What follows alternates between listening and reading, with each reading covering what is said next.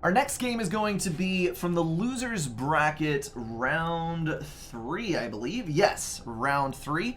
It is Heaven versus Turin, otherwise known as T3 Mex, as he is named in this game. Heaven, of course, our resident tutorial manufacturer extraordinaire and heavy ladder player. And T3 Mex, Turin, winner of past tournaments and a formidable player to be dealing with.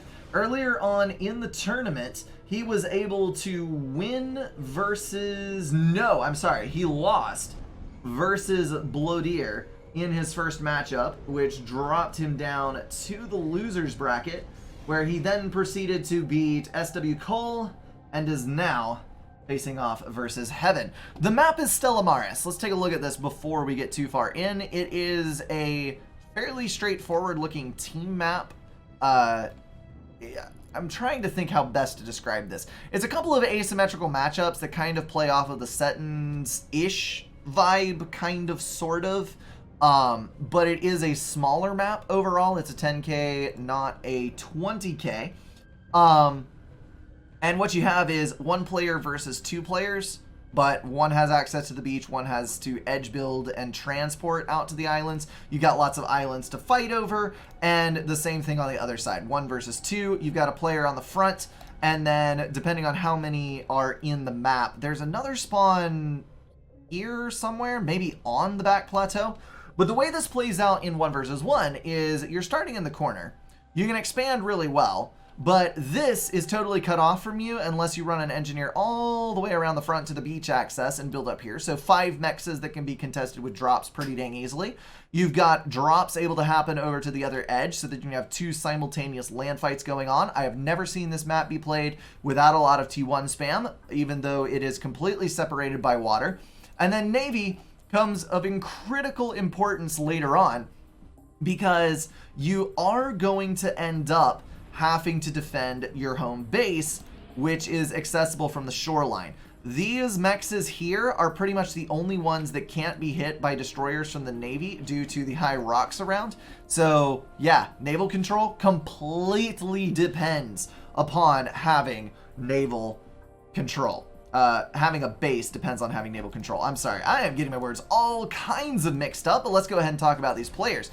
We've got Aeon versus Seraphim, our first mismatched faction battle of the tournament, and also both hover factions. So they still get to stay relatively even to each other. As far as our builds go, Heaven is loading up a full transport of 6 engineers. He's gone for 3 starting air factories, holy hell, mostly floating off of the power gained from manual reclaim and attack move orders into the tree clumps on his engineers. He is forsaking any semblance of land or navy in favor of going for a massive air push. Turin Bar is going to be dropping as well. He's got 2 air factories, land factory built over on this side. That is going to load 4 engineers, waiting on a few more in order to drop across. And we're going to see, oh yes, lovely, an engineer dropped on the island to pick up that expansion, 1 more over here, and 4 delivered to the other base with love from Heaven. We've got a few rocks over here. I do need to touch on this. Aside from the tree clumps, there are boulders in the starting position worth quite a bit of mass. 110, 113 up on the cliff, and then a scattering of 10 mass rocks around pretty much every single bit of the cliff edges. So your reclaim is going to give you very deep pockets indeed. And then we've got 4 engineers landing for the counter drop on the other side of the map. That is, however, going to be scouted by Heaven, so Heaven knows exactly where that's at. And he did have the foresight to drop an interceptor into a defensive range of his engineers on the north side. That is actually going to give him the speedier bit of land production. Maybe that will give him an advantage. We'll have to see. He's got a lot of engineers that are kind of queued up on an attack move order with nothing to reclaim in reach, but 6 of those are going to be picked up by the transport and redropped across the island. So we've got 1 over here for some unknown reason. And then it looks like we've got the rest scheduled to go to the front line and try to gain as much control as possible. Scout now out for Turin. He knows that that exists. Turin up at 27 max income per tick versus, that cannot be correct, 45 for Heaven. Are you kidding me? Wow. Okay, so Heaven has been expanding to so many mass extractors that he has nearly double, no, down to 36 because of the power stall, nearly double the amount of mass income at a steady rate than Turin does, which is going to give him a huge benefit for his land production once it comes to going into combat. He's also abusing his transports extremely heavily to get into as many corners of the map as possible. Using that superior amount of mass, he is also dropping in a huge number of naval factories, especially considering the income that he does have. He's also got rocks that he still has yet to reclaim, and he is power building P-gens like there's no tomorrow in an effort to get ahead of his power curve. He is currently sitting at 840 power per tick, 200 in surplus. Of course, once he starts spending any reclaim, that is going to go down.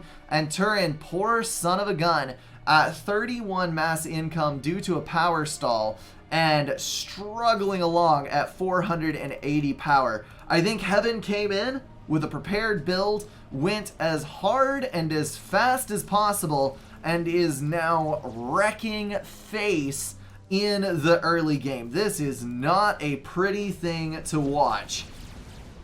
Looking over on this side, we've got a transport moving in on the front expansion. Interceptors are going to go after it and probably shoot it down, but not before the payload is dropped. And frigate is going to go after the mass extractor on the island. So that is going to be a dead frigate indeed, but one who has a couple of kills under his belt. One thing that's very important you need to remember is when you drop engineers off, do not leave the transport sitting on top of the engineers. That is a critical error, which results in the transport getting shot down and falling on your engineers and dealing 100 crash damage to all of your fragile little NGs, some of which may actually be under 100 damage already. That crash, coupled with a T1 bomber, means instant KO on all of your NGs, and that is a bad time for everyone. Although I think, never mind, T1 bomber already one-hit KOs. It does make a difference though, because your engineers overall are far less survivable versus raids and whatnot. T1 transport dropping in some tanks, couple of scouts, Sellens to be exact, so they do have some combat capabilities, and an artillery. So that is going to be able to lock this factory out. Excellent shift from Turin, who appeared to be kind of off his game earlier, but is starting to catch up in the traditional manner that we see him dominating maps. So he is going to be able to completely negate this expansion, although he will lose his transport to the interceptors on this side. Looks like a T2 air factory is complete for Heaven, so though he is pretty far behind on interceptor count right now and sustaining losses to T1 bombers, he is going to be able to start manufacturing swift wins, and that will win him the air control in the mid to late game. Now, ASF, if they come into play, will be able to overwhelm that, but I don't know whether we'll actually hit the T3 air stage. Reason being, Heaven is going to win Navy. He is across to the opponent's build power. He is wiping out the one and only naval factory that is complete on that side, a statement which I will have to retract ETA 6 seconds.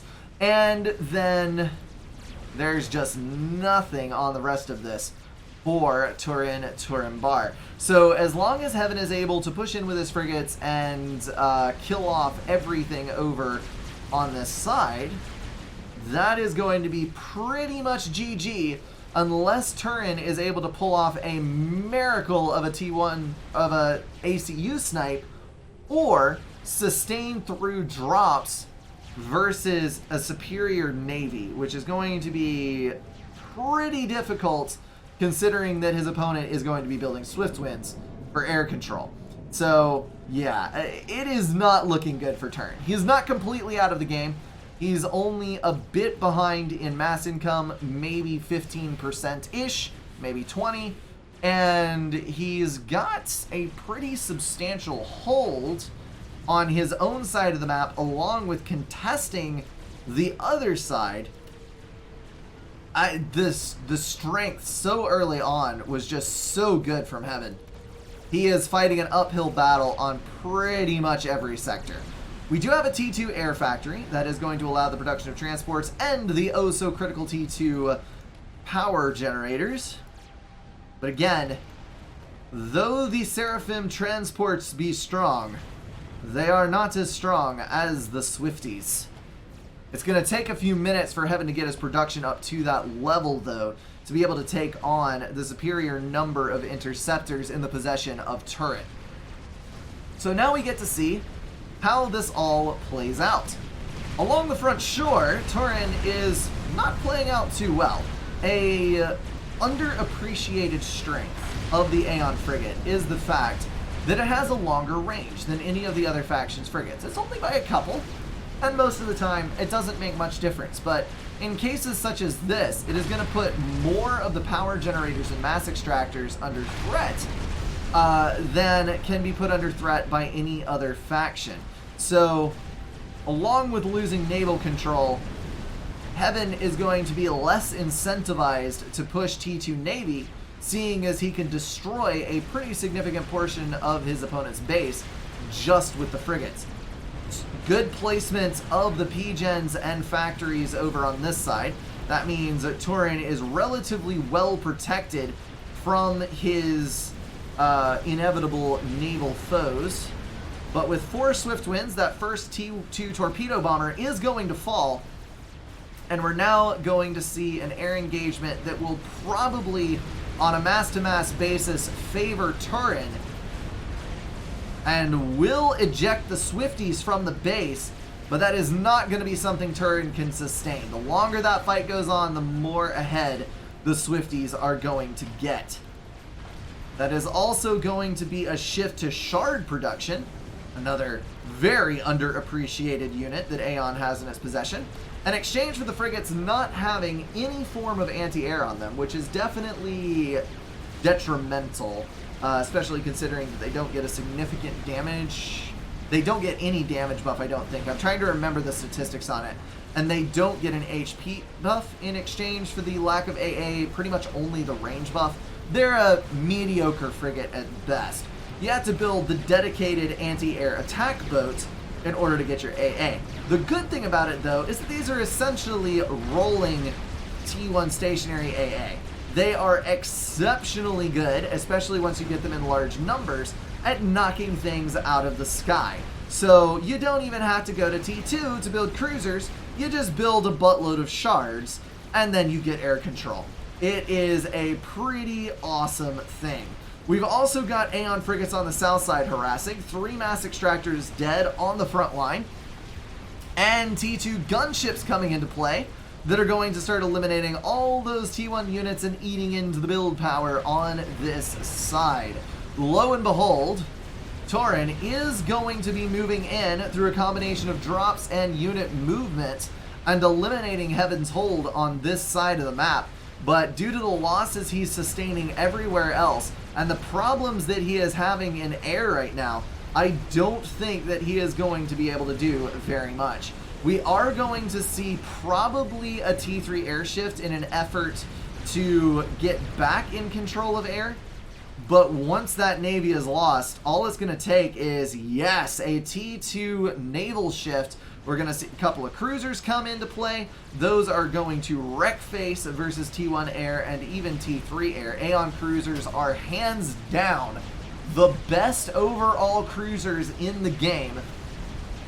And the destroyers will probably be able to park right here and at least hit the T2 air HQ, if not this T2 power generator.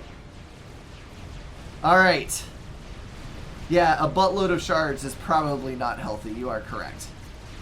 A piece of commentary while we're watching these guys exchange blows. I say that the Aeon is the strongest single cruiser in the game because it has a huge amount of DPS, and it has a high fire rate and a high projectile speed, which means that cruisers like the Siren Cruiser are left behind because the slow projectile speed and firing cycle means that they massively overkill targets, and they don't have the weaknesses of the UEF cruisers where they massively overkill on single targets because of the very long firing cycle, and they don't have the slow projectile speed of the Seraphim cruisers, which prevents them a lot of times from effectively shooting down small groups of T3 as opposed to large groups of T3 where the flak makes a difference. And they're the only cruiser that can preemptively shoot down torps as a single entity because of the ridiculously high fire rate.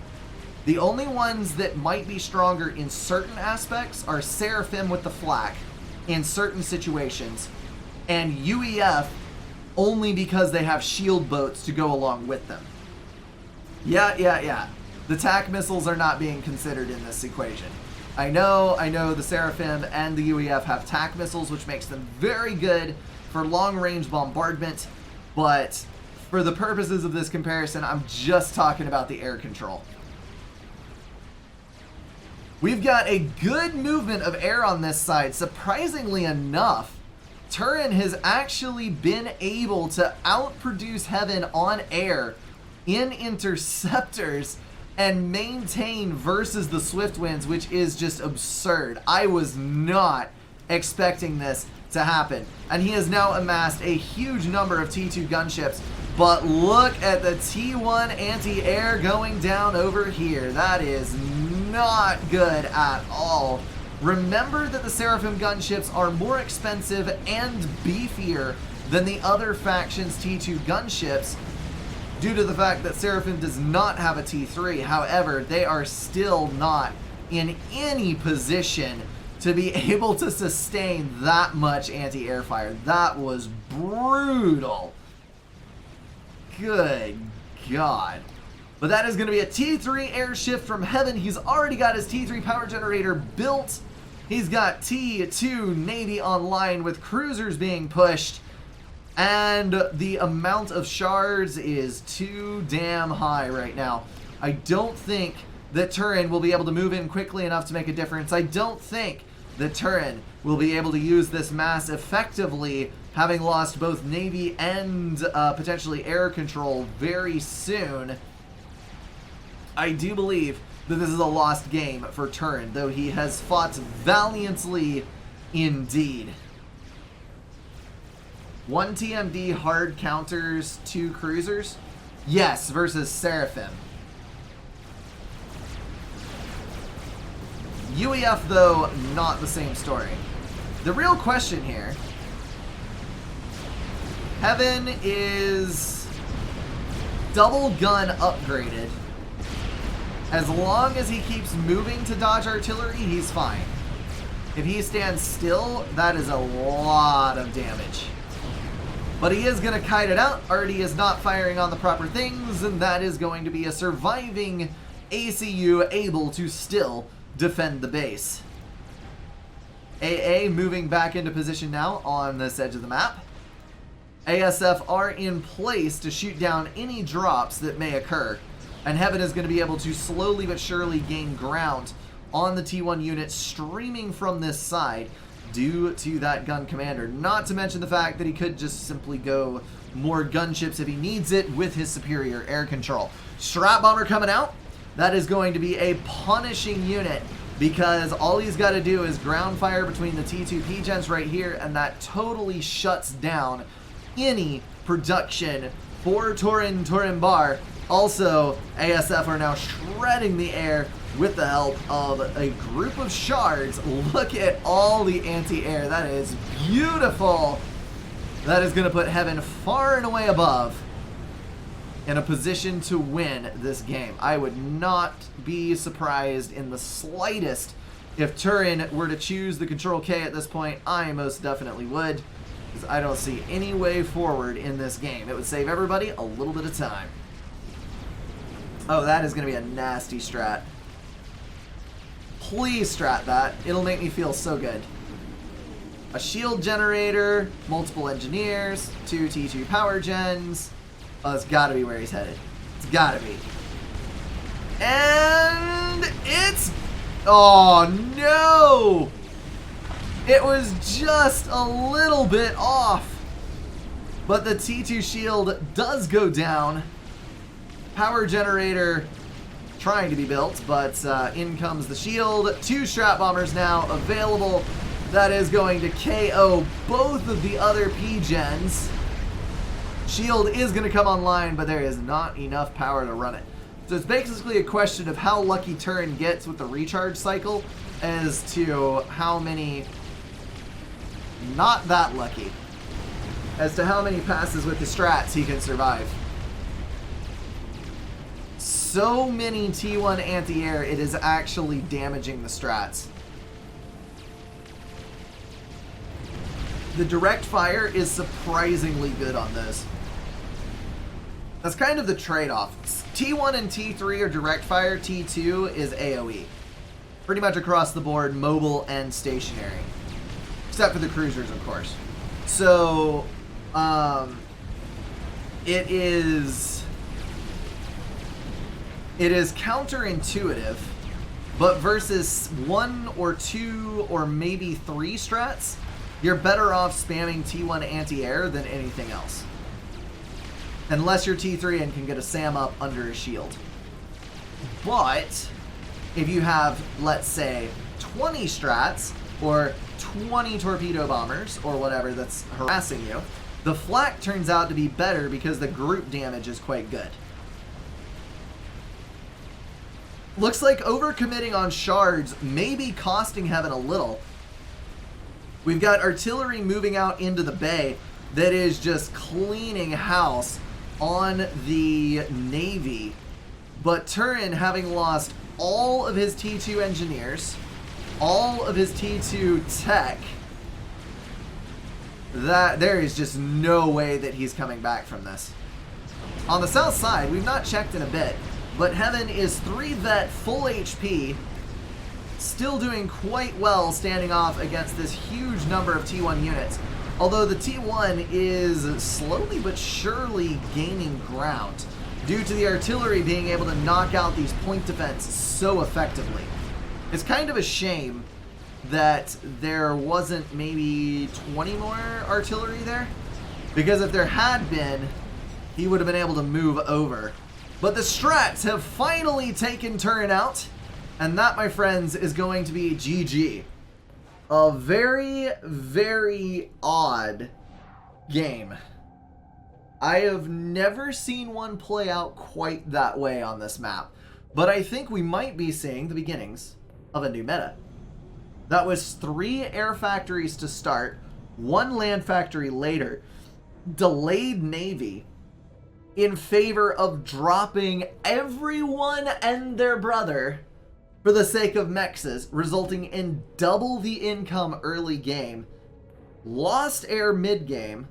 I think that the air production was maybe backed off of a tad too much. Yeah. And Heaven was ending up having to spam a ludicrous amount of power. You need so much power to make that build work. But that is such a good starting position. It's just hard to come back when your opponent has double the mass you do. It really, really is. Well played to both of these guys. A fine game to watch. Thank you very much. Heaven walks away the winner. We're moving on to Seraphim Glaciers. We tried this game just a moment ago, but unfortunately it ended in a disconnect, so we're getting a retry. Same positions, same factions, same colors, everything is equal. But I suppose, since the guys on YouTube aren't going to have access to what we just heard in the stream, let me recap.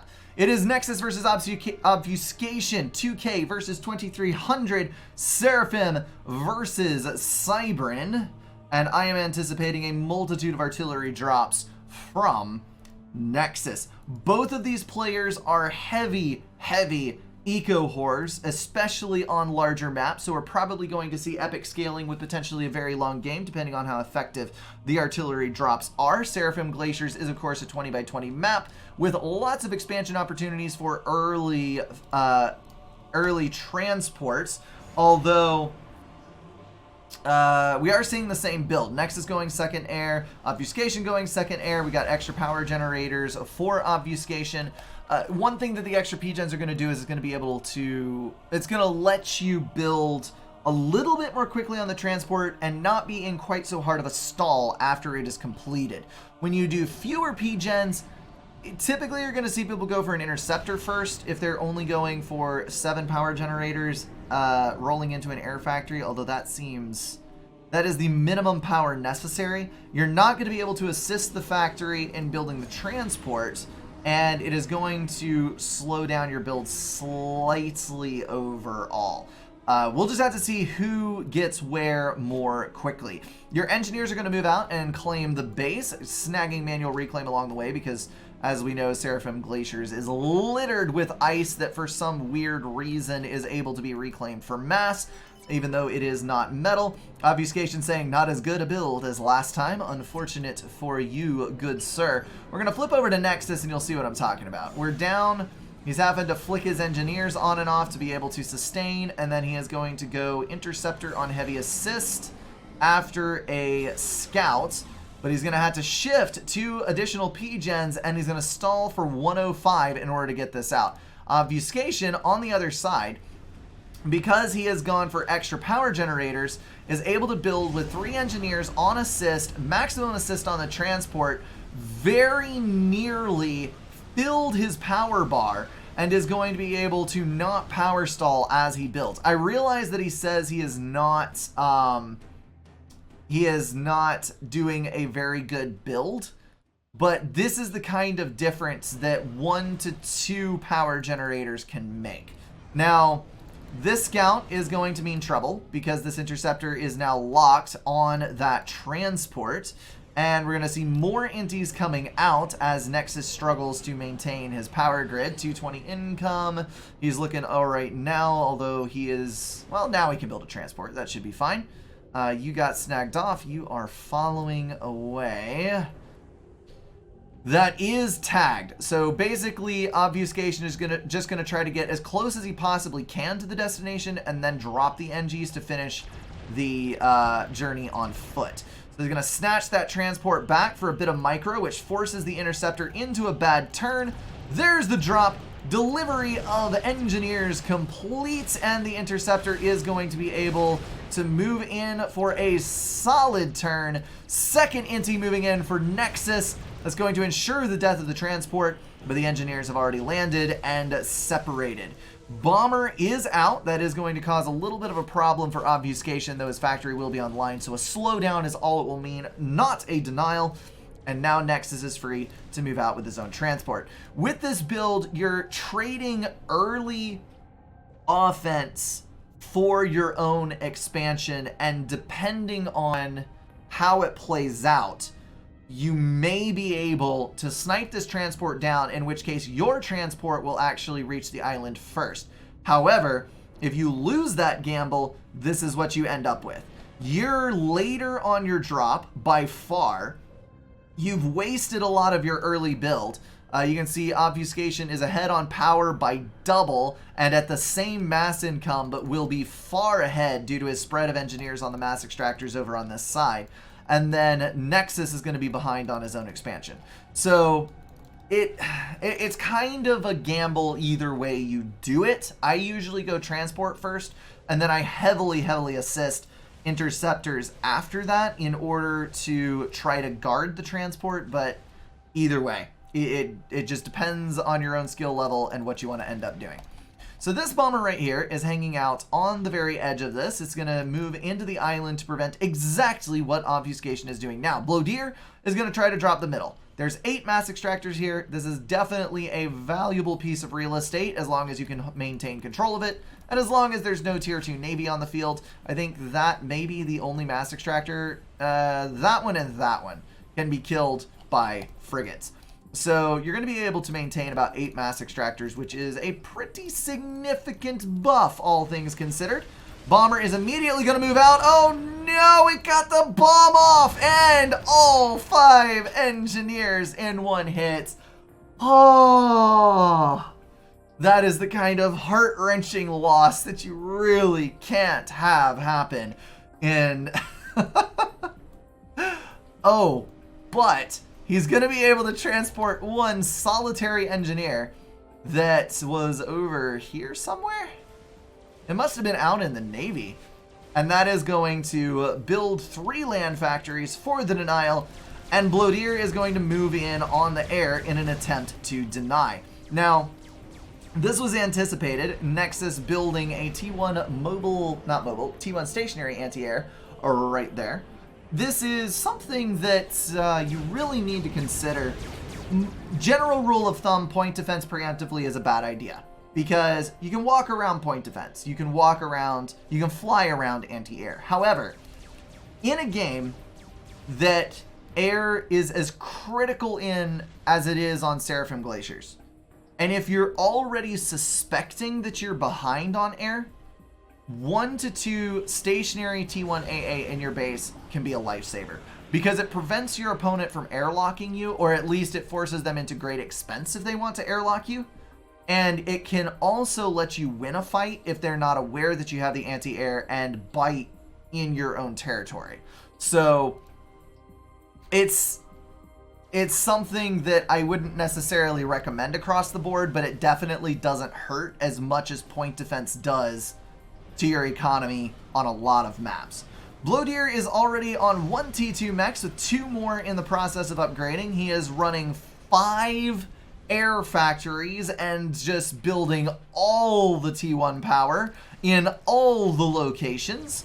We've also got 1 land factory still on this side, which is a bit odd, all things considered. Usually you would see 2 to 3 land factories just in an effort to maintain control of the island should you get dropped. I think Blodeer is definitely living on the edge. But you can see the T1 anti-air really making a difference on this. Blodeer losing, I think, 2 to 3 interceptors to the air. He still managed to clean out Nexus, but Nexus is not as far behind as he otherwise would have been. And that forces the enemy air to move out of his base entirely, giving him an opportunity to save up more inties. So I am definitely on board with this plan. Nexus is horrendously behind on air right now. He's only got 2 factories going on 3, does not have enough assistance to make up for that difference, and is also substantially behind on power, which is directly indicative of how much air you're capable of producing. So I am a bit concerned that Blodeer is going to be able to walk all over Nexus as far as expansions are concerned. You're not seeing a terrible discrepancy in income right now. It's 67 versus 60. Nexus does have 2 T2 mass extractors with 2 more upgrading. When you have as much reclaim as you do on this map, a lot of times the early T1 mechs count is not as influential on your immediate income, though possessing those extra mechs will definitely make a difference late game. But one thing to note is that Obfuscation has used his greater power income to go for a T2 factory and a T2 PGen. He's also building Corsairs. He knows that he has more air than his opponent does, and since more than likely his opponent is doing the same thing, which he is, if he gets a couple of Corsairs out for raiding opportunities, he may actually be able to snipe off the T2 PGen of his opponent and wreck those plans, which can make a huge difference in the game overall. I do like this. Obfuscation, I'm sure out of necessity he built power where he had to build power, but on maps like this, I love building power generators in diverse locations, and I like to see other players doing that as well, because what it means is, should you get already dropped, which is a real possibility since Nexus is Seraphim, if you have power in a lot of locations, it means you can't as easily get knocked down to 20 income, because it's unlikely that your opponent is going to be able to raid literally the entire map at the same time. Now, I wouldn't recommend frontline PGens by any means, but this does give Blodeer a solid, 300 power income over on this island, should anything get destroyed. So I really like the way that this is headed. Corsairs headed in for the T2 mass extractors over on Nexus's shore. Nexus still slightly behind in total income, and further so due to the Corsairs. Blowdeer absolutely reasonably expected to go for this level of air control due to the fact that we know T2 drops are a possibility. I think he may have underestimated the level to which Nexus was increasing his air build power, but because of the Corsairs meat shielding, Inties are still going to come out victorious, I think. Oh no, they are not. Nexus pulling a stall on that, able to get in behind the main group from Blowdeer, getting a few free kills, plus we have 2 stationary anti-air coming online. So that's going to be a relatively even split on air. Nexus coming out ever so slightly ahead. However, we already have 2 Corsairs coming in versus the base. Remember that those are capable of between 800 and 1200 damage to a stationary target. So 2 of them together can one-hit KO. Yes, a T2 power generator. This is going to be Corsair shot down. Good dealio. I am not going to engage with the chat talking about Subcom fanfictions right now. And that Corsair got 1 pass, dropping the power generator to critical HP, but it is going to get shot down before it gets a second chance. That was almost super bad for Nexus. If both of these P-gens had gone down, it definitely wouldn't have been the end of the world, but it would have slowed him down a whole hell of a lot. We've also got what is this? What is this game even? Seraphim is getting stomped on in air, and T2 dropped by Cybrin. This is the biggest role reversal that I think I've ever seen in a Cybrin versus Seraphim matchup. What the crap? Alright, so torpedo bombers in the water versus frigates on this side. You will notice that Blowdeer has approximately 1 frigate. I don't see any more. There may be a couple that have died to this. He has gone a T2 naval factory with 3 frigates on the field, which is definitely ill-advised. Oh, this is a sexy, sexy drop. There's a T2 gunship out that is going to be a bit too late to prevent any losses. The Medusas may be able to kill the next T2 mechs. No, but they are going to get 4 T1s and 1 T2. A worthwhile drop indeed.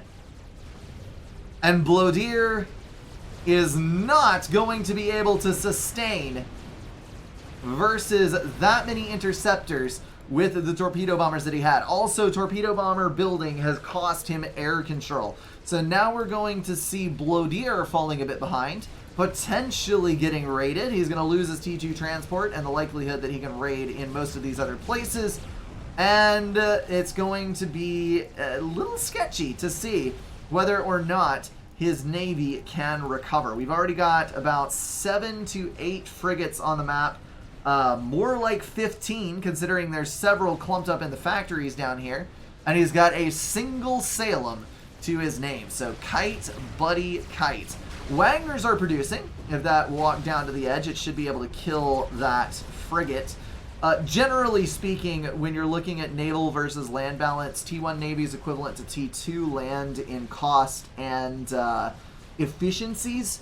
So that's one of the reasons that you rarely see second or third naval factories. It's usually like a 5th or 6th factory, unless it's super map dependent on something like flooded tabula rasa or something like that.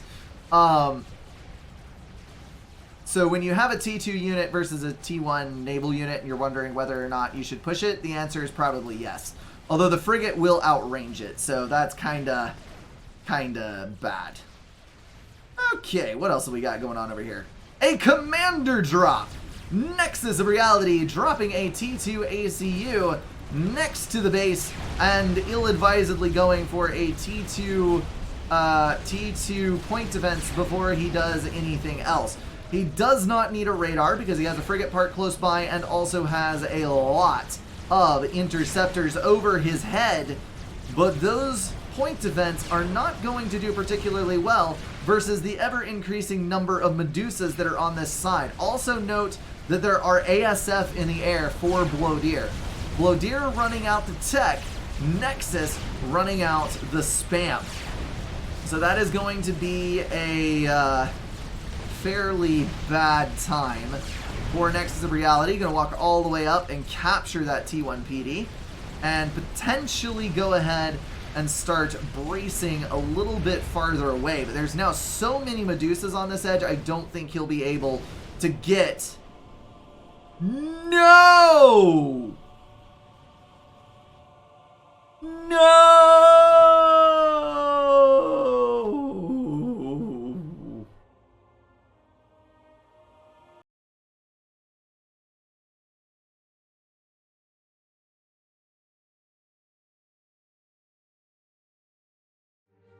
We're gonna bump up one round in the losers bracket. This is round 5 on tag Craftiest Maximus.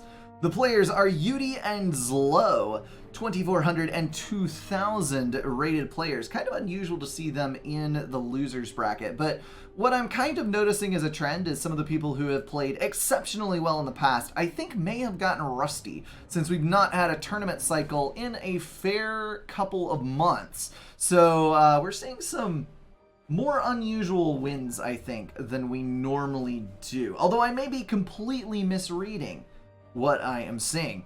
Tag Craftiest Maximus... Let me try that again. Tag Craftiest Maximus is one of those maps that you gotta throw in on ladder because it's a classic, but at the same time, it is annoying as all hell to play on. So you kind of get to watch the players flail around at each other. And then you are going to eventually see someone either come ahead in land or potentially with Navy. I rarely see air decide this game, but we're going to see which way this one swings. Let's take a look at the players. Zlo is Cybern, of course. This is another symmetrical matchup. And he is going to be running first land, second land, third land with no plans for air until the 4th factory. That is kind of a ridiculous amount of staving off the inevitable air game, but it will potentially give him a huge lead in land. So we'll have to see how well that works out for him. We've got a 3rd air factory going down for Yudi, though he may be in a bit of trouble for his tree placement. I don't know if he'll actually be able to pull that off without walking forward with the ACU to get the reclaim, which would be, let's just say, detrimental to his build order. Engineer out to get the 3 mass extractors on the outside and then kind of move around the outside edge to claim some more.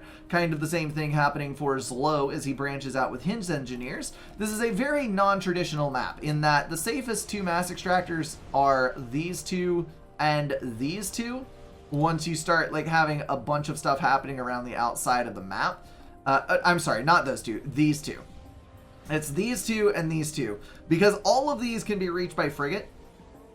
It's the only map that I know of that has the entire spawn reachable by frigate. And then you've got a huge number of mass extractors in the water and out of the water. I may have told this story before, but I have actually lost a game on Tag Craftiest Maximus with complete map control in the center because the person on the outside had all 12 mass extractors on the islands with about 6 T1 P-gens on each island. And before he lost control of the center, he got a T2 naval factory up over here.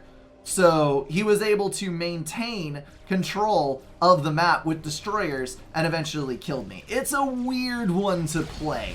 Raiding party coming in, Zlo easily able to gun that down. The meta on the map is to push the ACUs to the opposing close corners. That way you can gain control of the mass extractors on that edge, drop a couple more factories, and then assault the base across this line. T2 land is a common thing to move into. Sometimes you'll see a T3 land rush, but with the... I mean, they're not super weak, but with the Loyalists not being quite as epic as they used to be, I don't know whether or not we'll see a Stybern T3 land rush, but I would not put it past either one of these players. So, we got a naval factory in for Yudi ahead of any naval factories from Zlo, though Zlo does plan to build 4 of them. Subs, contrary to most other maps, are actually critical here because they are your raiding units. You are going to be able to sustain these against frigates because they are completely submerged. So you have to have subs to kill off the mass extractors. You need to have subs in a relatively decent number because you will have a couple of frigates mixed in, and overall it's just a weird thing. Also, deck guns on subs can work wonders on this map due to everything being so close to the edge. So we'll just have to see how well these players are able to use the tools at their disposal. Got 2 Mantis and a couple of Scouts over on this edge. Those are going to be knocked out by a superior number of Mantis from Zlo, as Zlo is going to also push up on this edge. Note that he is not going super aggressive because he does know that in all likelihood the ACU will be in this section of the map shortly, if not already. But he is holding on the far side. That way you have one choke, so to speak, to hold, as opposed to playing Ring Around the Rosie on the rock in the middle, and you get to maintain this reclaim on your side of the fight. So later on, once you start wanting to bump up maybe a T2 Mex, maybe a T2 HQ, whatever you end up doing, you are going to be able to bite into a substantial amount of reclaim.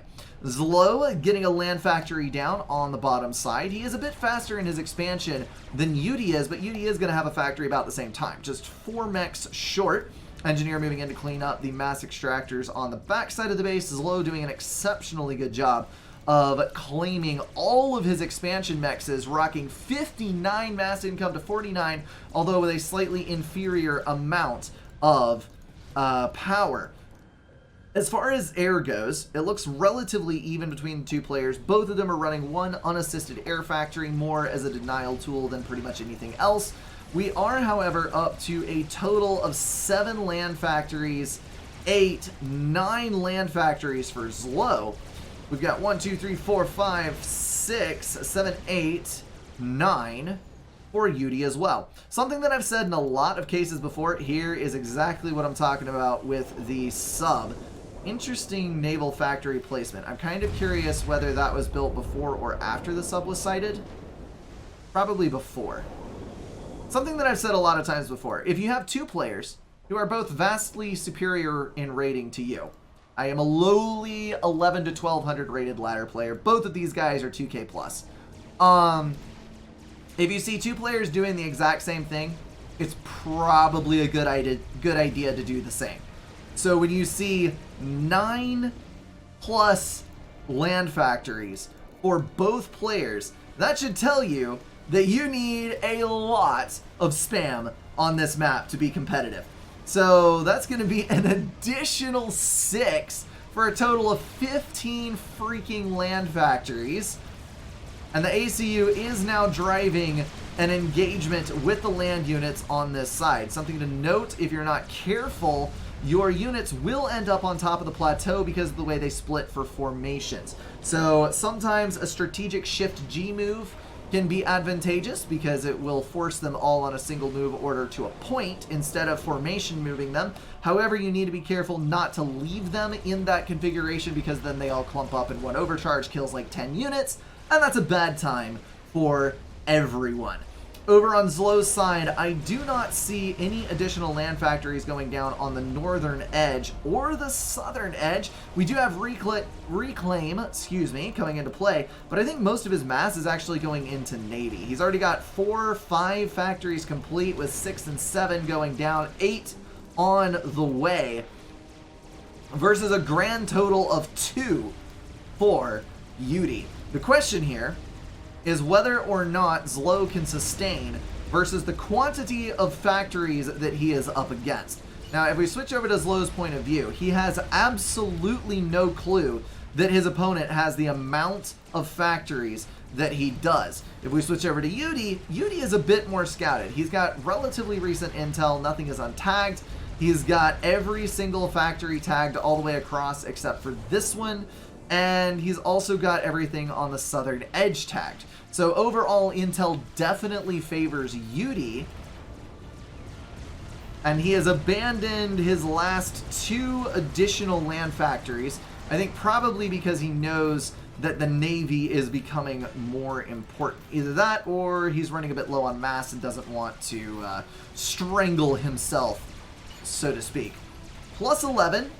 This is, of course, reclaim. We're seeing 15 income, almost exactly balancing his income. Look at that crap. Why can I not maintain that well?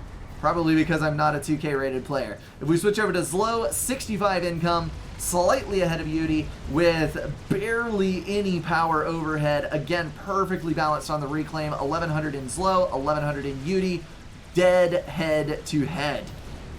So that just means that these players are investing mass in different ways. That stall means that most likely 5 minutes into the future, we have got a winner.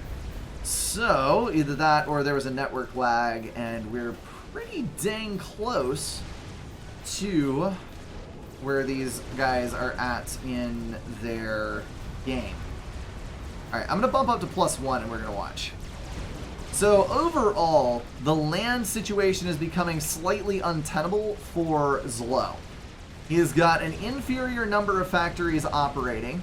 He is not engaging with his ACU, though I don't know that I would either, considering how heavily outnumbered he is.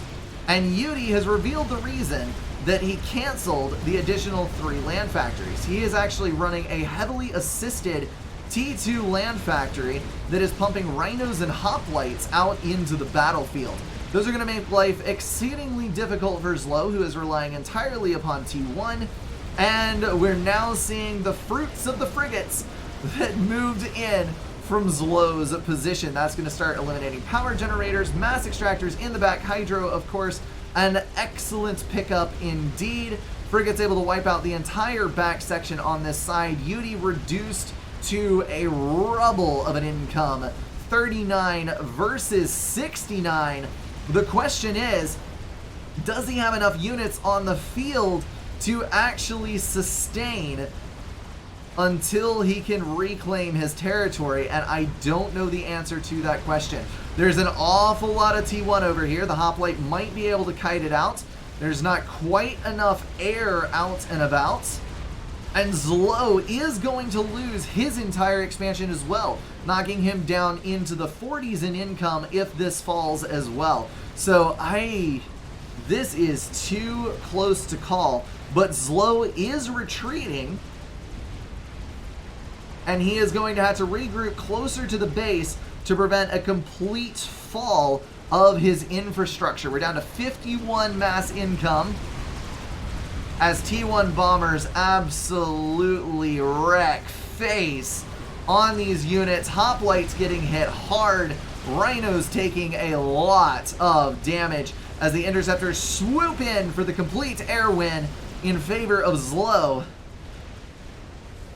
And now it is just down to whether or not Yudi can get enough reclaim off the battlefield to maintain his unit production.